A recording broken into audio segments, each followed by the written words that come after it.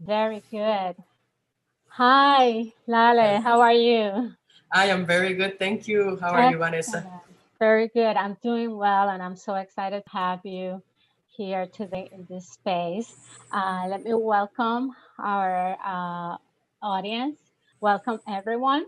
My name is Vanessa Calderón-Rosado. I am the Chief Executive Officer of IBA, Inquilinos Boricuas en Acción, a nonprofit community development corporation in Boston that is dedicated to develop affordable housing, sustainable housing, and empowering individuals and families through our housing portfolio, as well as community programs, including education and arts programs. So thank you so much for joining us today. I am really excited to be with you and with Lale. As many of you know, as part of IBA's commitment to the work and the mission since 1968, when we were founded by Puerto Rican activists, part of that commitment is to community and transformative arts. And in this, so we have partnered with the director and producer of LANDFALL, Lale Namerrow, and the associate producer and collaborator for LANDFALL, Lale Namerrow Pastor, who is here today to talk a little bit about LANDFALL and to talk about the process and to talk about what it really means. Let me tell you first a little bit about LANDFALL. Through glimpses of everyday life in post-Hurricane Maria Puerto Rico, LANDFALL is a cautionary tale of our times. Set against the backdrop of protests that toppled the U.S. colony's governor in 2019, the film offers a prismatic portrait of collective trauma and resilience. While the devastation of Maria attracted a great deal of media coverage, the world, however, has paid much less attention to the storm that preceded Maria. A $72 billion debt crisis crippling Puerto Rico well before the winds and the water hit our island. LANDFALL examines the kinship of these two storms, one environmental and the other one economic.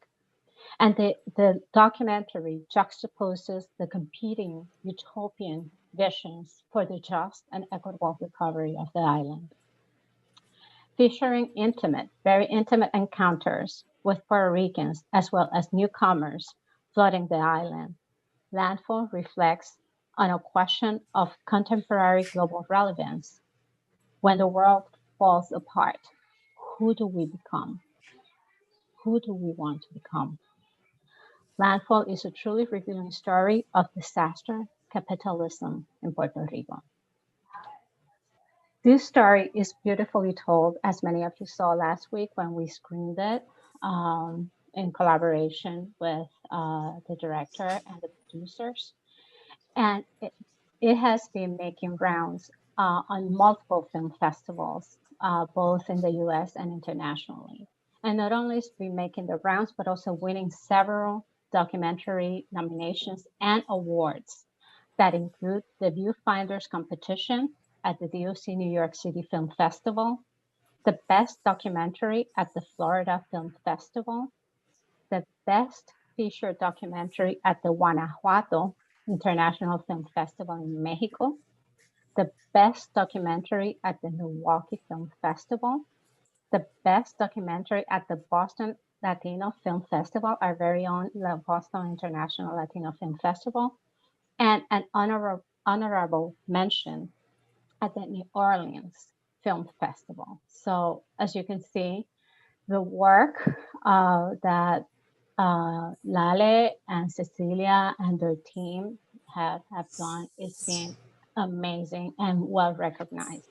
And equally well recognized is that last week when we screened the documentary, over 1,000 people joined the IBA screening of LANDFALL last week, which is amazing. So today you can imagine why I'm so excited and honored to share this space with Lale Namerrow Pastor. Let me tell you a little bit about Lale, and then she can add on to this very extensive and impressive bio.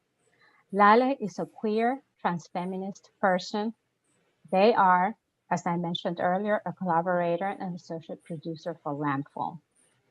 Born in Rio Piedras, Puerto Rico, to a Dominican mother and an absent father, Lale completed undergraduate studies in photography and art history at my alma mater, La Universidad, la UPI, the University of Puerto Rico, and they continued academic studies in film production and direction at the New York Film Academy in New York City. Lale currently lives in Puerto Rico, where they are a musical curator in the subversive queer scene, an archival researcher, and video producer. Among so much, they are Caribeña,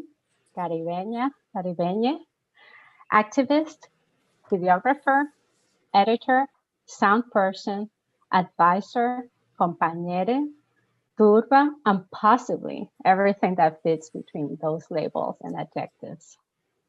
Again, hola Lale y bienvenida. Gracias. Thank you so much. Thank you. I got emotional hearing you actually going through the synopsis of the film again. I'm so flattered to be here. I'm honored, especially connecting with more Boricuas in the diaspora. This film is intended specifically for us to connect Boricuas in the archipelago and in the diaspora. So I am very honored to be here talking to you. Very good. Yeah, that's definitely, we are very happy to be able to play that role and to continue to connect Boricuas across, across the globe with Puerto Rico. So I have so many questions about LANDFALL, and we don't have that much time. So let's see how much we can get into it. But let me start with the question that's burning in my mind. How did LANDFALL come about, and how did the collaboration with the director Cecilia and Aldarondo happen? So Cecilia had already started with the idea of the film. She actually started imagining it as a short film. And she already had started filming with Pablo Álvarez Mesa, who is the DP for this film. He's from Colombia, Medellin, which is very beautiful to have him on board also. So they had already started filming. They had filmed a little bit of the crypto dudes around the island, because that started way very close to when the hurricane hit. So she had already been trying to get a little bit of that on film. And we had the opportunity to meet in 2018, very early that year, through Yarimar Bonilla, who wrote Aftershocks of Disaster, which is a great book. Through her, a really good friend and activist, Grace Blanco, had collaborated with Yarimar and put me in contact with Cecilia, because Cecilia had contacted Yarimar Bonilla. This is how everything goes around in the archipelago. One person's talk to the other, you know how many bridges there are. Mm-hmm. So we had coffee, and we had a very intense conversation about her as a person born and raised in the diaspora, and me as a person that had gone through the hurricane and everything that came after the hurricane, which was a new invasion of this island. So we had a conversation talking about how could we collaborate, but it was more of me trying to see how I could collaborate doing archival research.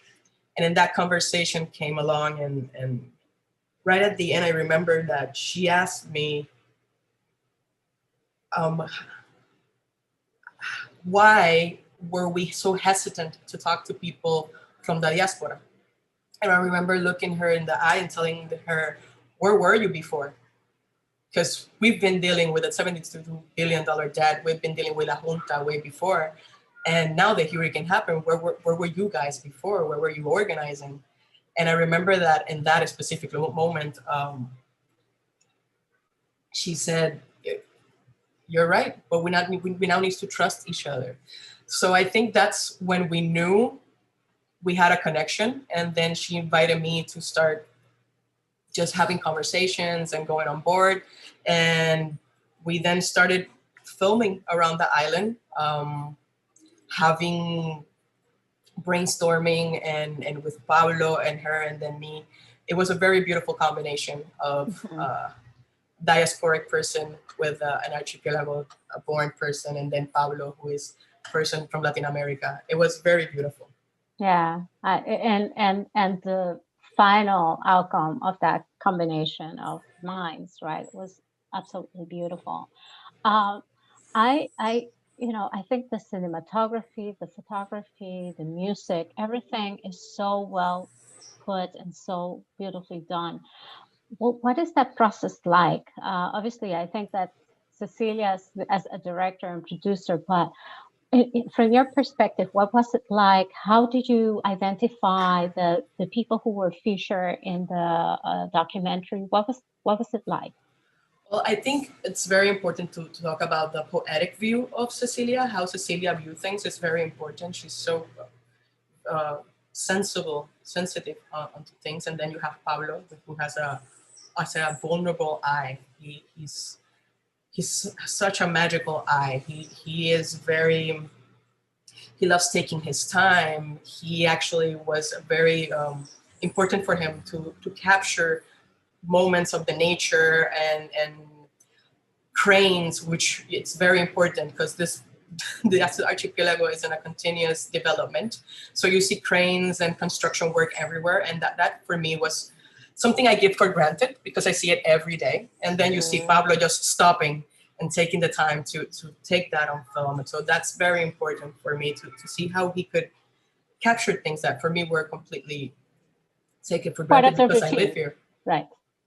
And then talking with Cecilia and Pablo and started tracing how this is already a told story, Puerto Rico, it's an ongoing struggle that we've been living so many decades. And to remember that this is already told story, how can we tell it again? And how do we bring different elements together? And then I started calling activist groups, organizations, and people that I see every day as activists. And then that's how we brought small interviews together.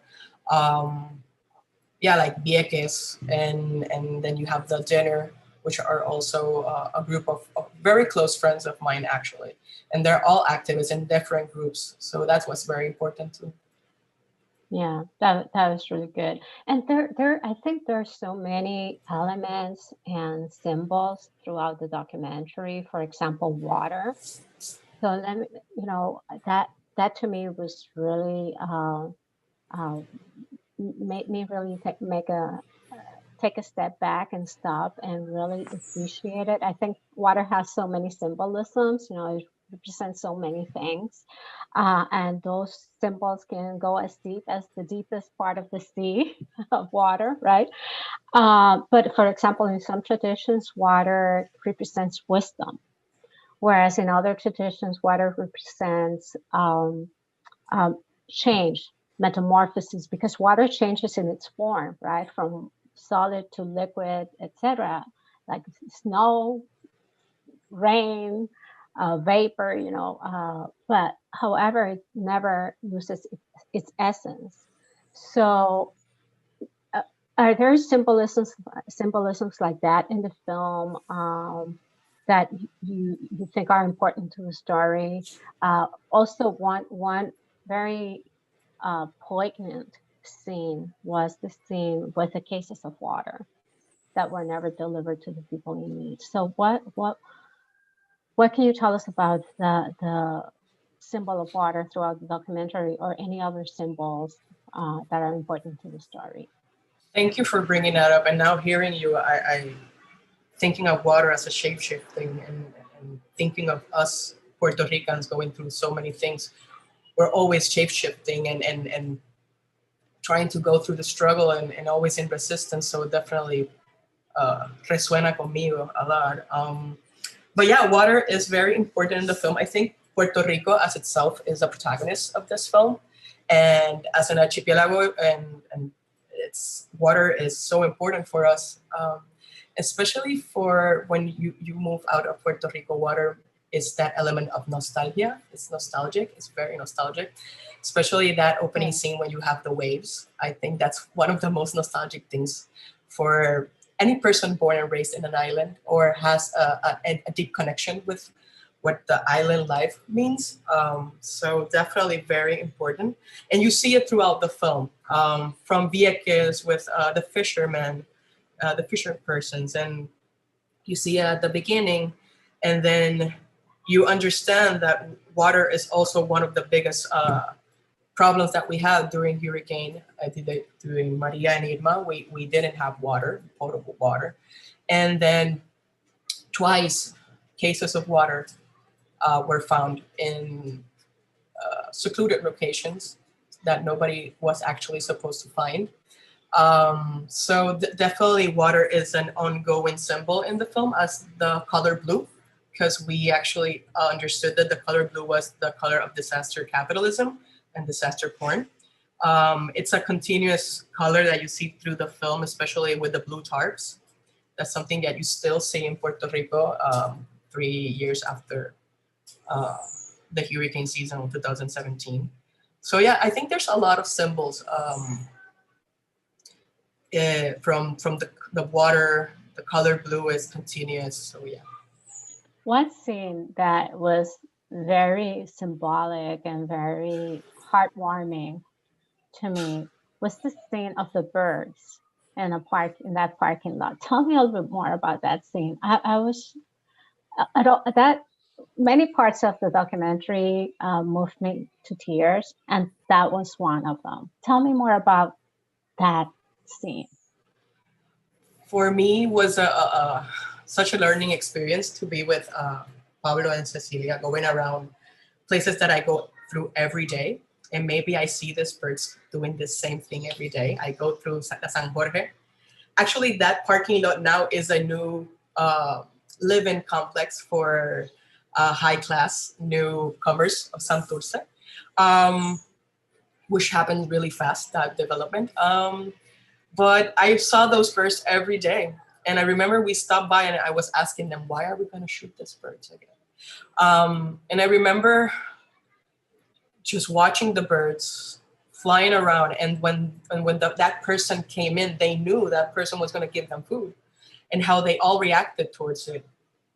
And hearing it with my voice, saying precisely how we need not to forget what we had gone through, was very powerful. It makes me cry, and even thinking about it makes me cry. It makes me very emotional, just because I feel that is like a puerta giratoria. It's something that we see one and again, how we are brought up to think just echa pa'lante, keep on going.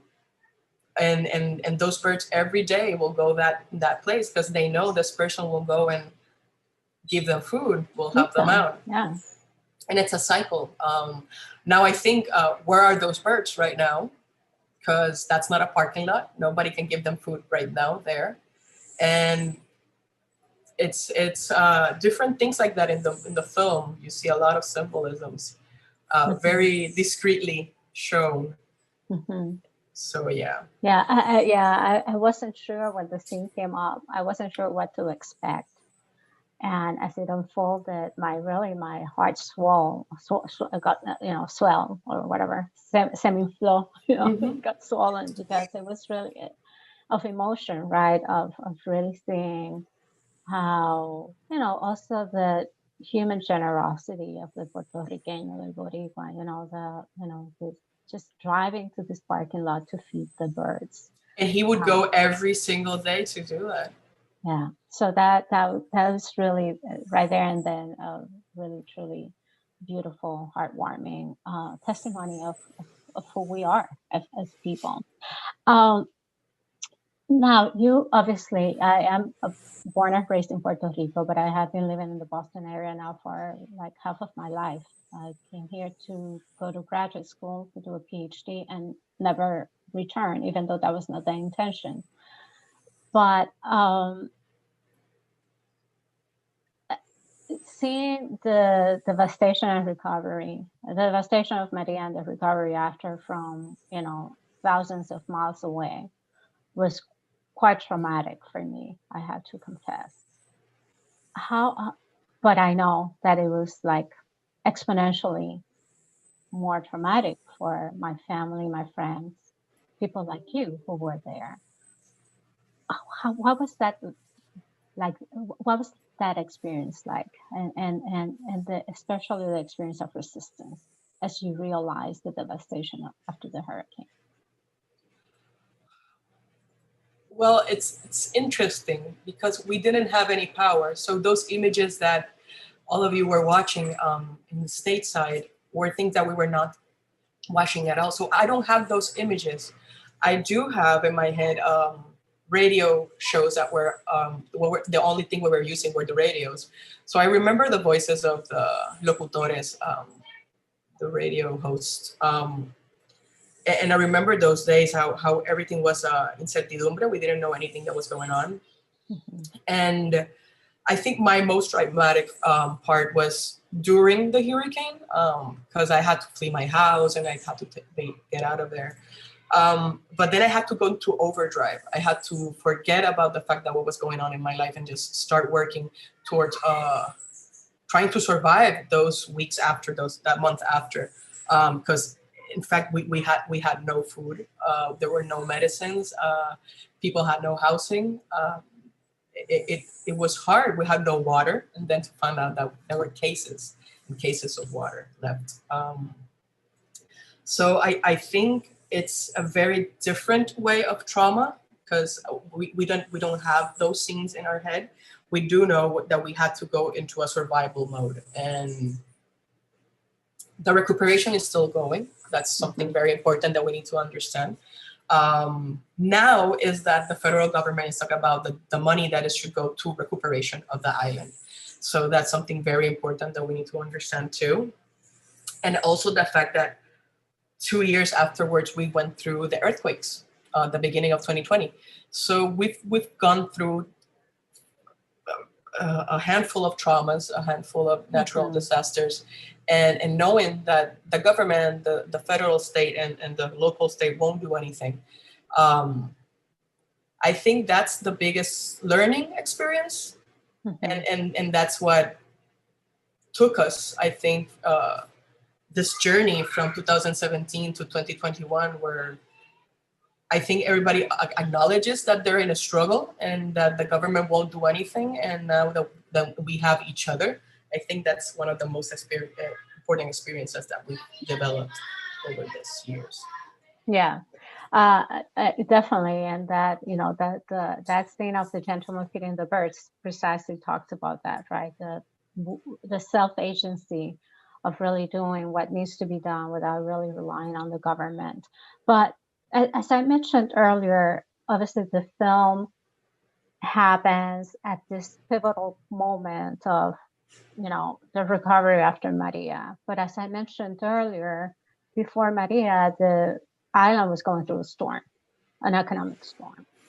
All of these things started to compound, the Maria, the Ricky Renuncia movement, the earthquakes continued to add salt to injury, to something that was really entrenched in the in Puerto Rico, right? And that had direct impacts on the community. Can you tell us a little bit about, how all these storms come together? And the documentary is trying to definitely put that into context. So how are people dealing and going through that in Puerto Rico? You talked about, these different activist groups. What are the movements? What are the things that are happening that are resisting all these forces, downward spiraling forces in Puerto Rico? Well, it's a joke that we sometimes say here. To live here is an extreme sport because every day, every week. So it's a struggle, and we need to be organizing all the time. So even you and your friend alone are organizing something. It's everybody is doing their share. to survive this. So there's so many organizations that in one point during the months after the hurricane, we had the mutual aid network. Era lo que era el apoyo mutuo. We had different in different municipalities groups that were helping specifically through giving food and housing to many of the people in those areas. Mm-hmm. And then with time, those projects, they took the base and crearon estos colectivos. And now in different parts of the archipelago, you have groups organizing agriculture, you have feminist groups, queer groups, and they're all helping each other out. That's also very important to know. Feminist groups are, wow, they haven't stopped. It's amazing how many things that they're están logrando. Now we have el estado de emergencia, which was actually signed a few weeks ago. That is a very important step for the feminist groups in the island. It is. Tell they us, acknowledge. For the people who are watching us, tell us a little bit more about it, because I think that's a very important. For the past, well, since forever, we have a very machista. This is tenemos culture. Yeah. So for the past 3 years, specifically La Colectiva Feminista has been trying to pass a law to declare an emergency state because of the death of many women and trans women in the island. Specifically, there's been a wave of the violencia doméstica and violencia de género. So it was very important to raise the voices. And about the last week of January, the new governor, Pedro Pierluisi, actually signed this executive order saying that we are now in an emergency state. What does that mean? That's the tricky part now, because this feminist group have already created a ton of advices for the government, now to see if the government will actually take these advices and do something with the emergency state, not only sign up and just leave it in words. So that's just very important.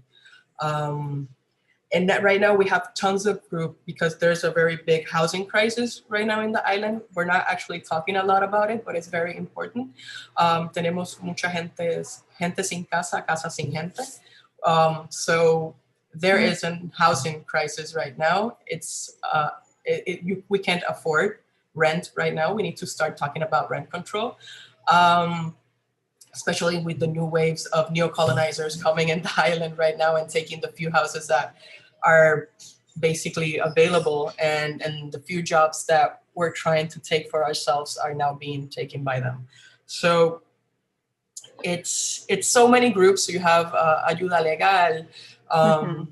So yes, there's many groups, especially housing groups are right now at it really hard. Yeah.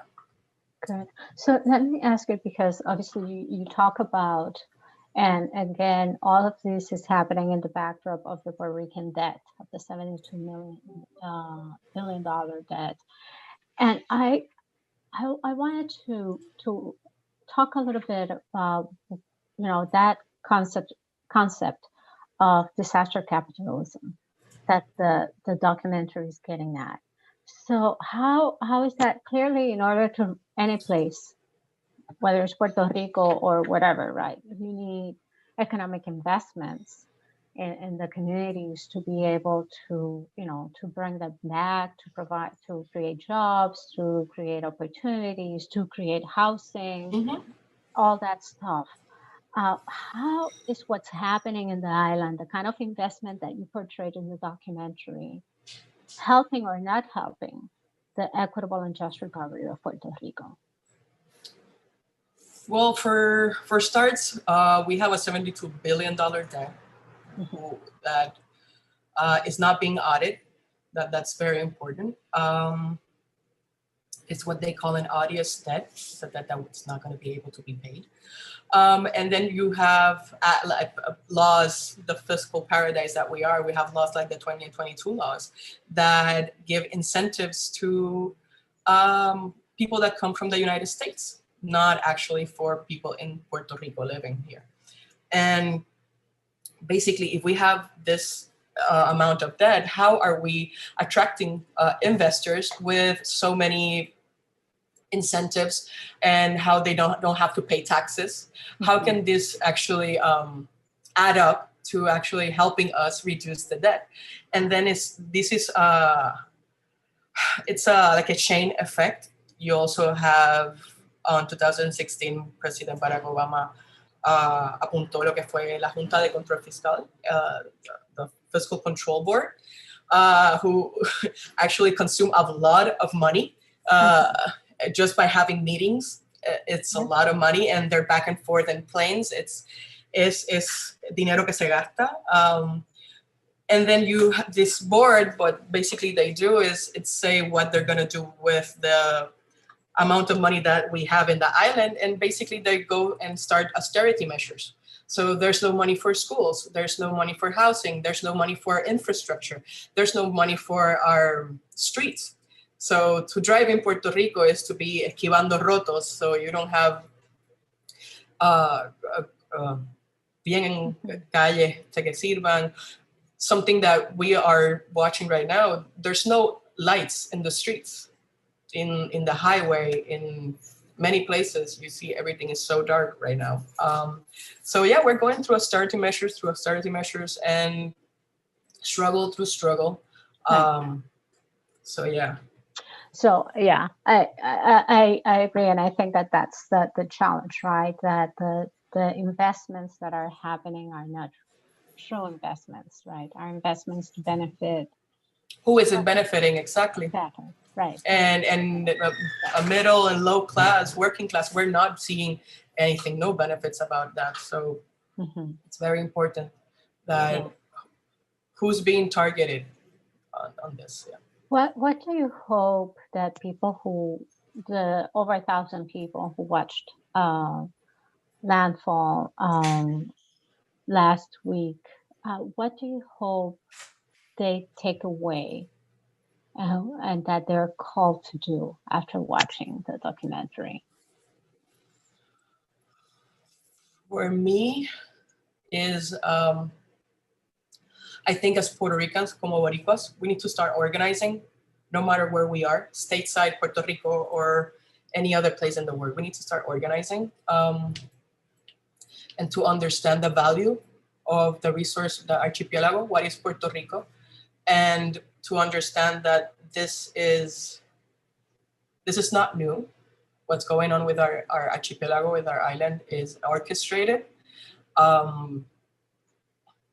And what we're going through right now, New Orleans already gone through that. And it's going to be a cycle. It's going to be repeating, to understand that many cities and many other places will go through this, through gentrification, through populations divided. It's not, no es casualidad that we have so many Puerto Ricans stateside, and how this works and how it is. So for me is organizing, understand that it's not just the hurricane that happened in 2017. We've been going through many hurricanes, many storms, federal and local government storms. And Ricky Renuncia was very important and was that first glimpse of what we can do. We come together, transgenerational, and everybody puts together and understands that we need to do something. The government won't do anything for us. We need to do things ourselves, and start imagining what is that we want for this island.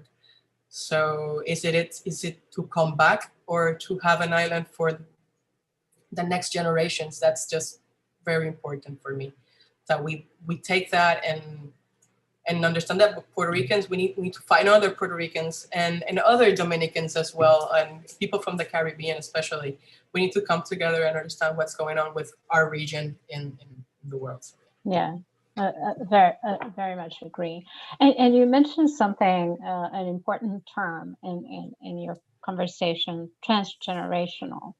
It struck me when I watched the documentary that there is this movement of young people, you know, the agricultora in Orocovis, the woman in Vieques, and also women, right? A lot of women con la autogestión, really creating great agency in communities across the island. The woman who took the school and created it, you know, turned it into a community space and center to help the community. And on all these women and men on the younger side of the dinner table, you know, really young group of activists. So throughout the documentary, we see those young faces primarily. And then at the end, around the Ricky Renuncia movement, we start seeing other faces, and which, you know, you alluded to at that transgenerational work. What is the future for that transgenerational work? Because obviously Enrique Renuncia was a great lucha and éxito. And then what? How can we continue to build upon that momentum transgenerationally? What do you think? I think my generation could not be doing what they're doing if it wasn't for generations before us. I think we've always been organized, always been doing social justice things in Puerto Rico. Many generations have done this before us, but there's a very powerful state that doesn't want us to know about this work, that have put a lot of energy para amañar esto, just to not show us what's been going on in this beautiful archipelago for so many years. Not only here, but also in the diaspora. You just said IBA from 1968. That's so amazing. And that's the thing, that this ongoing organizing has been going on for so many decades. And sometimes we just feel like, oh, it's our generation. Finally, somebody's doing something. And no, for us to be doing what we're doing right now is because so many of our other persons from different generations have been doing the work. And Enrique Renuncia was that moment, was like, oh, they definitely been all together doing the work in different, many, de diferentes maneras, muchos matices. But we've been here, we've been organizing, we've been dealing with all the struggles that come to us. And I think right now you can see it with the struggle of El Retiro. Now we have a very large group of retired folks that are now having to fight for their just su retiro digno, because they want to take that from them. And that's how you see that it's not only for the next generations to come what we're having in the island, it's that older generations will have to fight also for a dignity to live in the island. They're basically, La Junta wants actually to cut off their, how do you say retiro in English? Yeah, retirement. Yeah. Retirement. Something that you worked for all your life. Yeah. And one of those things that you era como tu ese fondo de emergencia that you worked all your life for that, and now it's going to be taken, and you had nothing to do with the fact of the debt, because we didn't see any development with that money that was taken during those years. So that's very important. So I think all of the generations here in the island are putting their part, having to fight, having to organize. Last night I was with a group, and I had beautiful conversations with people from 16-year-old to 50-year-olds, and we were all having very important conversations about transformative justice, and it's happening. So I think everybody is putting their part. Very good. So just to start closing our conversation today, and I want to close at the very end, coming back to you as a person. So you can tell us more about your actions, your work, day-to-day work in Puerto Rico in building that resistance and that transformative justice in Puerto Rico. But what if we go back to LANDFALL, and what do you think is the role or importance of the film, right, the documentary, in talking about these things? What's next for LANDFALL to continue to bring that message across? What's the role of independent filmmaking in transforming places?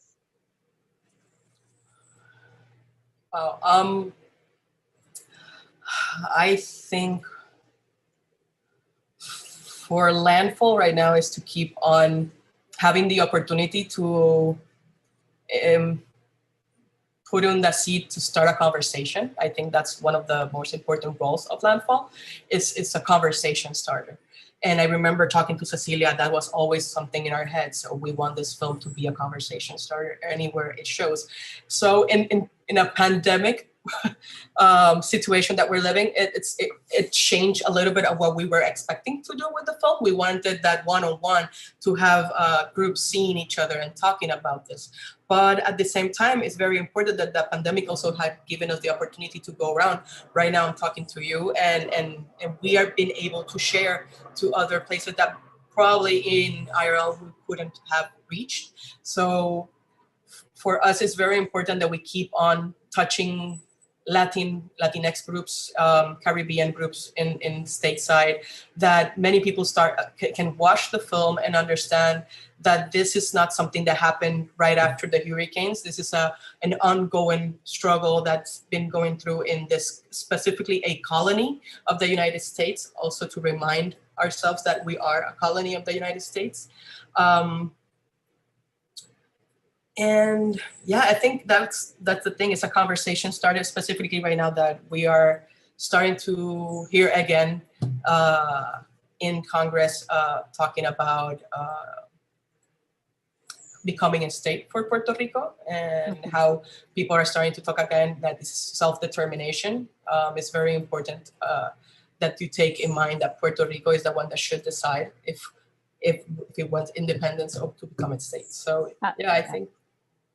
Yeah, absolutely. I think there's a lot of conversation around that, a lot of conversation around the debt, and also shows how we have so many people coming in the island trying to take advantage and with the white savior complex and trying to sell everything that they do with the idea of development. So I think it's very relevant. It's still relevant, and I just hope people understand that is a glimpse of what's going on in the island, and it's keep going. I know it says at the beginning that it's between Hurricane Maria and Ricky Renuncia, but it's 2021 and we're going through basically cosas que se arrastraron de esos tiempos. An extension of what we saw in the documentary. Nothing else really has changed much, basically. Yeah, very good. Well, we started our conversation by me reading your bio. And I would like to come back full circle to talk now about you as a person and the work that you're doing. Tell us a little bit about that, about your efforts, your energy, and the work that you're doing in Puerto Rico. So I've been, for me it's difficult because I started calling myself an activist really short time ago. But even though you've always been, right? That's the thing. I think we're activists since we're already walking here. But I started. I think my early stage of activism was where I was in University of Puerto Rico. I studied in Rio Piedras, yes, and I was in 2010 when one of the biggest student strikes, and I think that was a pivotal moment in my life. I understood so many things of my socioeconomic class and my privileges and my access to school and how I needed to fight for the access of other. For me, it was very important to fight for this access to daughters and sons of immigrants, especially me being a daughter of a Dominican woman. It's very important, and I think that's something I've been developing I don't think I gave it too much thought about it. I just, every time I have the opportunity, I try to get together with groups, see how we can start putting things together. Prior the hurricanes, I was working with different groups as Jornadas Acabaron las Promesas, Colectiva Feminista, we also El Llamado, which now is Maria Font. And I think I've always been very active. And right after the hurricane, where I found I started putting all my efforts was in the queer community. And that's where my work has been this past few years, working with El Hangar in Santurce, being a musical curator, especially I play usually in queer spaces. For me, it's very important to have safe spaces for the queer community, to feel, to have pleasure, to have joy. And right now, I think my activism is through joy and pleasure. And it's hard during these times, specifically through the pandemic. I think we need to be trying to transform the ways of how we do our activism and our actions, and how we bring joy and pleasure into our everyday life and struggles. It's been a little difficult, but we keep finding ways, and definitely right now I think we are all in this transformation of our actions and how we're going to be organizing ourselves for the future. I think es un momento como to see what we're going to be dealing in the future. So definitely, but we never stop. I think we're always doing something. We're always inventing and creating new things to help us go through our everyday lives here in the archipelago.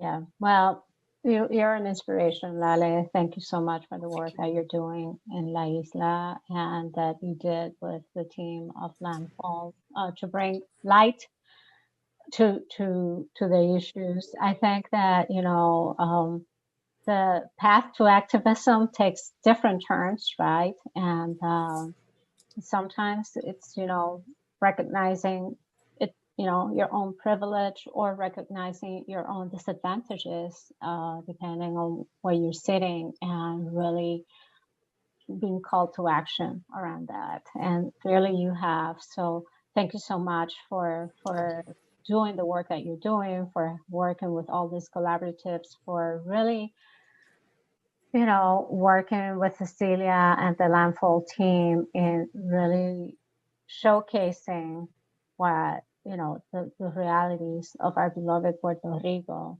and also for creating a call to action for all of us, both in the island and in the diaspora, on really how we get engaged. I think when you said earlier in your initial conversations with Cecilia, and you said, well, what is the diaspora doing?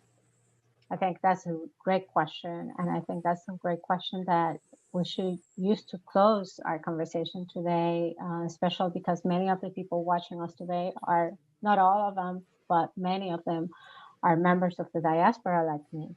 So it's a call to action. What are we doing? And how are we going to invest in Puerto Rico for the benefit of the Puerto Rican people, de la gente que vive en la isla, and the immigrants that live in la isla también.